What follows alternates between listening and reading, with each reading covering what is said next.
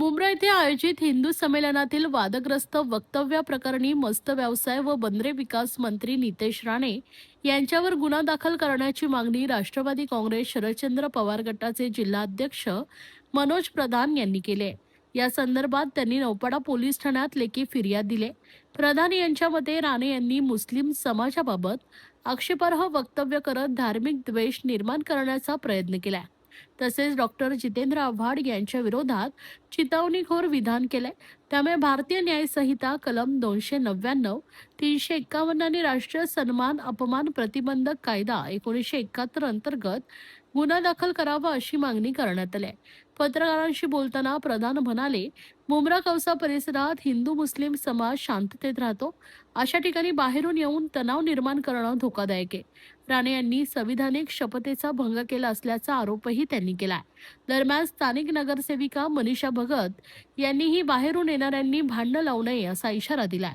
आमच्या भागात सर्व समाज एकत्र राहतो, कोणताही तणाव सहन केला जाणार नाही असं त्यांनी स्पष्ट केलंय. कसं आहे, आपल्या सगळ्यांनाच ठाऊक आहे, नितेश राणे भाषणात काही तथ्य नसलेलं आणि एका समाजाच्या विरोधात वारंवार बोलत असतात. आणि त्यांचा प्रयत्न असाच असतो की दोन समाजांमध्ये तेढ निर्माण व्हावी, भांडणं व्हावी आणि ज्याचा फायदा एका पक्षाला व्हावा. आता 4 तारखेला ते कौसा या ठिकाणी आले. त्यांचं भाषण म्हणजे शॉकिंग होतं. ते एक मंत्री आहेत. मंत्रिपदाची शपथ घेताना त्यांनी सर्व धर्म समभाव हा पण त्यातला एक भाग होता.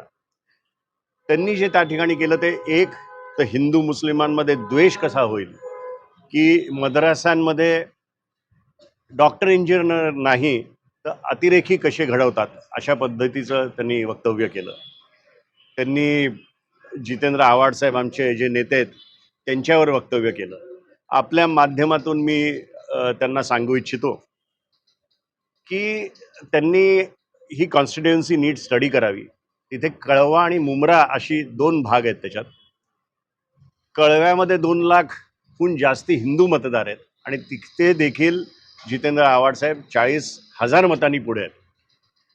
तुमचा तुमचा जो कणकवलीचा विजय आहे तो 56,000नी झाला आणि 96,000नी आमचे साहेब या ठिकाणून निवडून आले.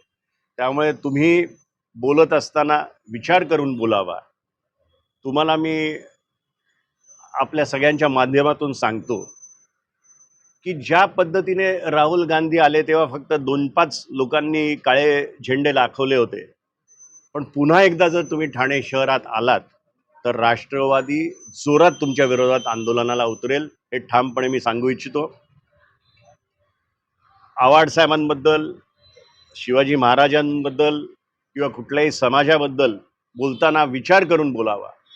आणि आपल्या माध्यमातून एक शेवटची गोष्ट मी राज्यपाल साहेबांना सांगू इच्छितो की जी शपथ त्यांनी घेतली त्याच्या विरोधात ते जाऊन काम करतायत, म्हणून त्यांचा राजीनामा त्यांनी घ्यावा. आज ACP साहेब आणि सिनियर साहेबांना आम्ही एक 0 FIR करायची विनंती केली आहे. त्याबद्दल ते काय करतात ते पुढच्या 24-48 तासात आम्हाला कळेल. त्यांनी सांगितलं की मी हिंदू मतांमुळे निवडून आलेलो आहे माझ्या मतदारसंघात. कसं आहे, त्यांनी एक गोष्ट त्यांनी समजून घेतली पाहिजे की ठीक आहे, त्यांना हिंदूंनी मतदान केलं असेल, पण जेव्हा ते मंत्रिपदाची शपथ घेतात ना तेव्हा ते हिंदूंचं मंत्री नसतात, ते सर्वसामान्य जनतेचे मंत्री असतात, ज्याच्यात हिंदू, मुस्लिम, सीख, ईसाई सर्व जातीचे लोक असतात. त्यामुळे त्यांनी अशा पद्धतीने विचार सोडून द्यावा. त्यांनी आणखीन काही वक्तव्य देखील केलं होतं ज्यावेळेस अधिवेशन सुरू त्या मंत्रिपदाचा भान ठेवतो, नाहीतर मी आव्हाडांना जे आहे ते आपलं विधानसभेच्या बाहेर पाऊल ठेवून दिलं नसतं. त्याचबरोबर आणखीन एक त्यांनी वक्तव्य त्या सभेदरम्यान केलं होतं की असे अनेक जितेंद्र आव्हाड जे आहेत सगळे नाश्त्याला खातो. कसं आहे, आम्ही सुसंस्कृत आहोत.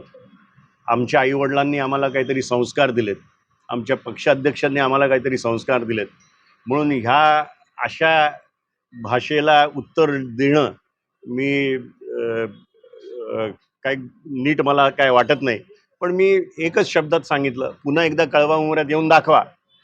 जितेंद्र आव्हाडांची, राष्ट्रवादीची काय ताकद आहे ते तुम्हाला दिसेल. तर मुंब्राचं नाव मुंब्रा देवी करणार असं त्यांनी सांगितलं. बघा, बाहेरच्या माणसांनी येऊन काही सांगितलं तर त्याला काही महत्त्व नाही. मुंब्र्यातल्या लोकांना काय पाहिजे त्याचा विचार व्हावा. आणि मुंब्र्यातल्या लोकांनी जर ठरवलं तर आमचा काही साक्षीर नाही. आणि एक सांगायचं आहे त्यांना की मुंब्र्यातनं आमचे 10 नगरसेवक आहेत, त्यातले 5 नगरसेवक हे हिंदू आहेत. त्यामुळे आम्ही मुंब्र्यात फक्त मुस्लिमांच्या मतांवर निवडून येतो अशातलाही भाग नाही. आमच्याकडे हिंदू मुस्लिम सगळी मतं मुंब्र्यातली आणि सगळ्या ठाणे शहरात. परंतु जिल्हाध्यक्ष म्हणून तुम्हाला काय वाटतं, जर नागरिक असतील किंवा मुंब्रावासींनी तुमच्याकडे प्रस्ताव जर दिला, मुंब्राचं नाव मुंब्रादेवी प्रकल्प, तर राष्ट्रवादीची काय भूमिका असेल त्या बाबतीत? राष्ट्रवादीची भूमिका तीच असेल ते तिथल्या नागरिकांची भूमिका असेल. त्या नागरिकांच्या भूमिकेचा आदर केला जाईल. याआधी देखील मुंब्रा स्टेशनवर मुंब्रा देवी नाव असं चिटकवण्यात आलं होतं.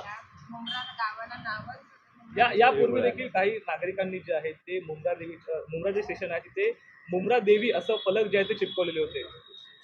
मला असं वाटतं मुंब्र्याची आमची नगरसेविका आहे आणि त्याच भागातली आहे, ती याच्यावर जास्ती बोलेल. काय ना म्हणजे आमचा आजीचा टाइम होता ना तेव्हा असं आहे की मुंब्रा बाया म्हणून मुंब्रा देवींना बोललं जायचं. आमच्या आजी लोकांमध्ये देवींना बाया म्हणून आणि त्या 10 जणी बहिणी आहेत, साथी असल्या साथी असल्या बाया मुंब्रा देवी बाया असं मुंब्रा बाया मुंब्रा देवीच्या नावाने मुंब्रा म्हणून ते मुंब्रा हा स्टेशनला नाव त्या गावाला मुंब्रा म्हणून पडलेलं आहे. तर त्यावर ते नितेश राणे कुठून येतील काय बोलतील त्याच्याशी आम्हाला काही घेणं देणं नाही आहे.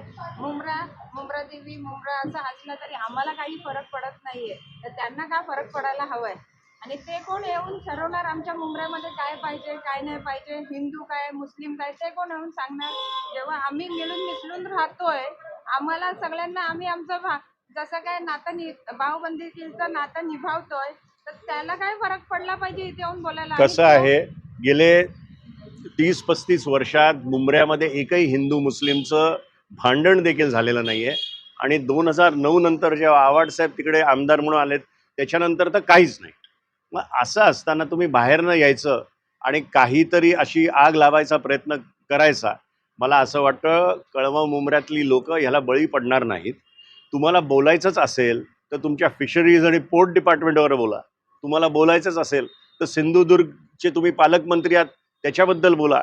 तिथे शून्य मार्क आहेत तुम्हाला.